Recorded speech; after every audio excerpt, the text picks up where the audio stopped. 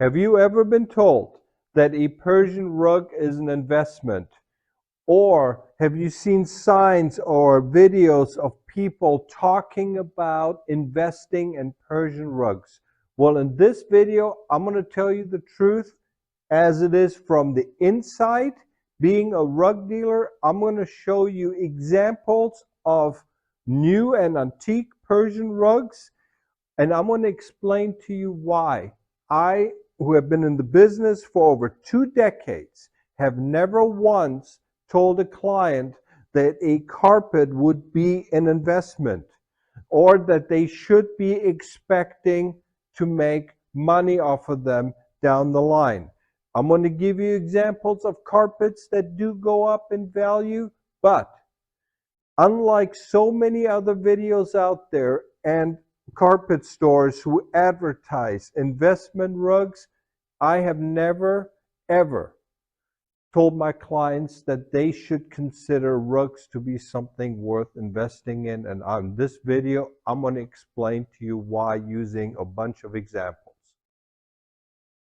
Hello and welcome to the YouTube channel of mprugs.com. My name is Mike. I'm the moderator in a series of videos that is all about handmade carpets from around the world. Hope you and your family are doing well. As I mentioned in the introduction earlier, in this video, I'm going to be discussing something that I actually been getting a lot of questions about from viewers, subscribers, also from our clients at our website at mprugs.com, and that has to do with carpets, the Persian rugs, oftentimes that were inherited, where folks got the rugs from their parents, and they were told back then that these were like investment rugs, and that they should, they contact me, they ask me for my opinion, and their expectations is that they should be getting a nice return on a carpet that's 40, 50, 60 years old. And oftentimes I have to break them. Well, I'm the one who is basically the one looking at the pictures and say, look, based on my opinion, I don't do appraisals, but I will give you my 2 cents. You ask for my opinion, I'll give you my opinion. This is what I think the rug is. And whether your parents may have purchased it several decades ago, it may be a fine Persian rug, it may have a signature, but it doesn't mean that it's going to be worth a whole lot. And this is something that unfortunately I hear time and time again. It is still being practiced. I think it is also one of the ways that you can tell whether a carpet dealer, if you walk in a rug store, when you talk about the fine Persian rugs, whether a person knows what they're talking about, is a serious businessman, or if they're just trying to basically pull a fast one. And generally speaking, when I hear the word investing, investment rugs, being a former banker, I keep thinking about investments. Well, an investment is something where you put money that you spend your money on that will grow. Whether it is real estate, whether it is stocks, whether it's gold, whether it's anything you buy, you expect a return on your investment. Well, when you buy a Persian rug and after 30, 40 years, you learn that the money that your family spent or that you have spent, you're now going to be getting about 25, 30% back of what they originally paid. To me, that's not an investment. That's no different than when you buy furniture. You know, when you buy new furniture and you use it, there's a good chance when you go to sell it later, whether it is, on eBay or whatever it is, you're not going to be getting your money back. You use the rug, you use the furniture. The same thing with rugs. Yet stores, time and time again, they talk about investment rugs. So in this video, I'm going to give you multiple examples. I hung up 3 antique Kashan rugs. That's going to be one example. I'm also going to be featuring Later on, here we have a oversized kashan. This is a 4.5 meter by 3.5 meter. And I'm also going to be featuring a beautiful, rare Turkish Aussie Peg Herike, a 1616 quality.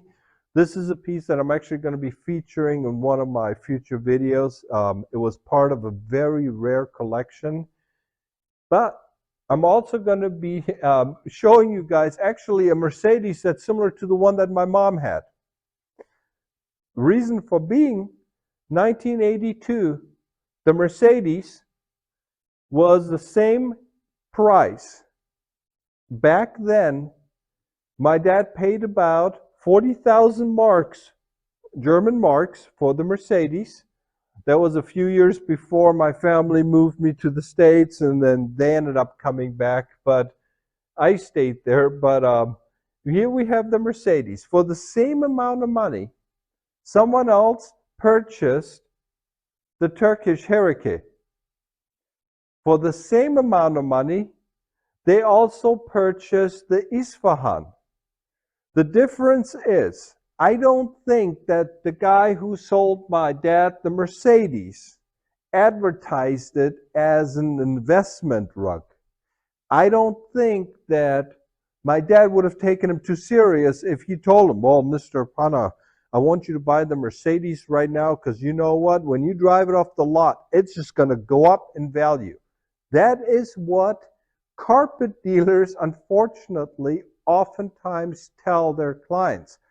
But that is anything but, it's just BS. To me, it's just absolutely fraud. And I thought I'm just going to use the perfect examples here. You had the Turkish Herike. You have a oversized, gorgeous kashan. Well, and then you got the Mercedes, the 280 SE. I remember my mom's was a brown one, a gorgeous one. But all three of them, at the time they were purchased, which is in the early 80s, right about 40,000 marks. What's the difference between? Well, you're looking at the Herike rug right there.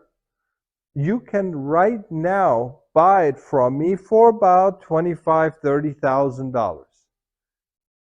Now, keep in mind, 40,000 marks in 1982, and I was actually able to find a website that showed what the value was back then and now. 40,000 marks is worth the buying power was in today's value is about 70 to 80,000 euros. So I'm going to use the 75,000 euro benchmark. 75,000 euros in today's money is what my dad paid for the Mercedes. If he had the Mercedes kept in the garage and you drove a little bit, there's one that's for sale right now for 20,000 euros. The Herike one, 25, I'm sorry, I think I said 25. It's actually right now 30,000 euros. That is how much you can buy it for off my website. The Kashan, this is a gorgeous oversized piece. You can buy it for 10,000 euros. So the family that bought it originally in 1982, they paid the equivalent of 75,000 for the Kashan. And they're looking at, we are selling it for 10. And I can assure you, we have to make money. I mean, any business that deals in older pieces, obviously when we buy the rugs or when we consign the rugs, we cannot just sell it at cost. We have to make some money to pay the business expenses. So think about it. Nobody told my dad that the Mercedes was an investment, yet the people who bought the Turkish Herike, the people who bought this oversized, gorgeous Kashan, they were told that this was an investment. When you have something that is handmade, you are going to go up, you're just going to use it. And you still see that today in the stores. There are people out there who actually, and you can do that. If you go on YouTube, if you're seeing my video, Google, do a YouTube search or do a Google search for investing in Persian rugs, and you are going to see a bunch of people talk about the types of rugs that you should be investing in, and these are typically the ones that I would tell you when you buy them, don't expect to get your money back. You're going to be buying it because you are going to be investing years of joy in it. But you're not going to be getting a whole lot of money for it. Whether it's the new rugs, whether it's the older rugs. I always tell my clients, when you buy a rug, you buy it because you want to have it. You want to pass down to your children, your grandchildren, memories.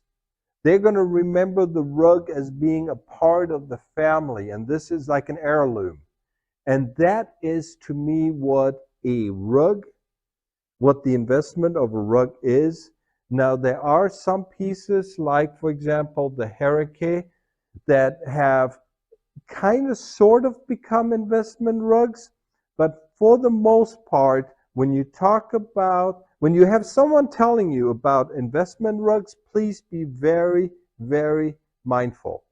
And just quickly, I'm just going to use the three examples right here. These are all three antique cushions. And this is a perfect example. I had someone emailing me a while ago. They saw one of my other videos, and they said, well, Mike, we have a cushion roughly the same size, about 2 meters by 1.5 meters. And it must be worth a lot of money because my parents paid a lot of money for it back in the 60s when they were working in Iran. And so now that I want to sell it, I took it to a rug store. They offered me $1,500 for it. And obviously they were trying to rip me off and everything. Well, Mike, I've seen your videos. Would you mind taking a look at the rug? And so I did. And I told them, honestly, I'm not touching it. It's not something that I'm interested in. And I do want you to get other people's opinion. I always say it up front.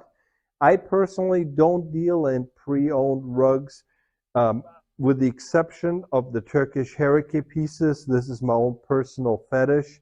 But when it comes to older pieces, because I oftentimes have to rely on the experience and knowledge of other people, it's something I just, generally speaking, don't want to really venture into too much. But I always tell my clients, I said, look, here's the deal. I'm just going to use an example. All three antique pieces, this right here, they saw this. This is a silk cushion rug. Yeah, this is a rug right here that's worth about 17,000 euros, about $18,000, $19,000. But then you also have a cushion rug that's worth $1,200. Or how about one for $2,500? But just because you saw an old antique rug, it doesn't mean that it's worth a lot of money. It all has to do with market conditions. It has to do with the quality of the rug. It has to do with everything you have. Also, when you buy a rug, whether it is a new piece, an older piece, the moment you walk out the store, or whether you buy it off a website, remember, you are going to be taking about a 30% loss the moment you take it home, just like you do with a new car. You have taxes, you have business cost factors. When you look at all of it, or for example, if you buy a rug at auctions, you have auction fees and everything. This is why I always tell my clients, when you buy anything you buy, the moment, whether it's furniture, whether it's a couch, whether it's a car, the moment you walk out the store with a brand new item and you start using it, it becomes a used, it becomes a pre-owned piece, and the value goes down. This is common sense. Everyone knows this, yet carpet dealers will tell you, oh yeah, if you buy a rug now and you come back in 5 years, you'll get your money back. Yeah, right. Try that. See what happens. I cannot tell you how many times I have seen people, either they call me or they email me and they say, Mike, you know what? We bought a rug. Then we found out 10 years later when we sold our home, we needed to uh, make some changes and everything. They offered us the trade-in. They said, you know what, we'll give you the money back that you paid. But then we learned later that they charged more for the sale of the new one. So we traded it in, and then we basically got screwed on the trade-in. And so this is why I always tell my clients, when you buy a rug, you're buying it for life. Um, or unless there is a serious circumstance, do not expect to see basically a return. And to me, return means more than what you paid. So handmade carpets, as far as an investment is concerned, as far as I'm concerned, the answer to me is no. This is something, as I mentioned earlier in the video, I have never done. I will never do. I tell my clients, you buy the rugs because you love them, but that's about it. So this was something I've been wanting to get off my chest for quite some time. I've been getting a lot of questions about it because, unfortunately, many of you who have watch the link below in the description. And this is something that I talk about in all my videos. I have a link where I show you what type of pictures I need, the file size, and just what type of pictures. And you can email them to me, and I can take a look at the rug that you have and give you my 2 cents if that's what you want. And I have a lot of folks who literally have taken me up on it, and as our channel keeps growing. And one thing that always, it bothers me when someone who were promised decades ago that this is something that will go up in value, only to find out that quite the opposite has happened. Sometimes it's due to politics, sometimes it's economics. As I oftentimes talk about, in the 1970s, the reason that the Kashan was as expensive as it was back when it was made. Persian rugs back then, it was basically all about the Iranian rugs. They had almost like a monopoly. Then in the 70s, and then really in the 80s, you had the Indian rugs, Pakistani rugs, the Chinese rugs. They started flooding the markets. You also had countries that were subsidizing the labor costs, which made their rugs a lot cheaper, which then lowered the value and the prices of Persian rugs. A Kashan rug like this in 1960 was even more expensive than it was in the 1980s. And now it's a fraction of what it is, simply because also of a change of taste of the buyers, also because of its size, also because of supply and demand. It's that simple. That is just a perfect example. Like I said, the same thing is with the Hurricane rug. Here we got a rare Hurricane Aussie Peck. That Aussie Peck was purchased back then for more than twice of what we're selling it for now. But they were told back then that this was an investment rug. What they were not told back then was that 10 years later, in the 90s, Turkey went through a huge financial crisis that suppressed the market and the pricing of the hurricanes. And then all of a sudden you had the influx of the imitation Chinese hurricane rugs that decimated the market. The people who bought the hurricane thought they were buying it, and they figured, hey, you know what, we're going to pass it down to our children and grandchildren, and it's going to be like a savings account. It's going to be like a luxury watch. You buy it, you keep it for 40, 50 years, like you oftentimes hear about, like, for example, with the Rolex watches. Well, we kept it for 50 years. Yeah, sometimes we even worn the watch. And look how much we can sell it now for. That is what carpet dealers are marketing these, or as I like to say, they're pimping these rugs which in my opinion, they're doing a disservice to everyone out there. And that is why I thought I'm going to share you guys this video and hope that it is of help to you. The Persian rugs are, in my opinion, absolutely, it's my personal passion. Obviously, we're also in the carpet business, but as I always tell people, the only people that will push rugs be as investments are typically those who collect the money, who take your hard-earned money. They are the ones. I will not do it. And so I hope this video was of help to you. As I always tell my viewers, if you like our channel, feel free to subscribe. We feature all things about handmade carpets. Hope this video was of help. There is a lot more links below in the description. Also, there is lots more information, and then obviously a selection of rugs that we have at our website at mprugs.com. So until we see each other again, I wish you all guys all the very best. Take care. Bye-bye.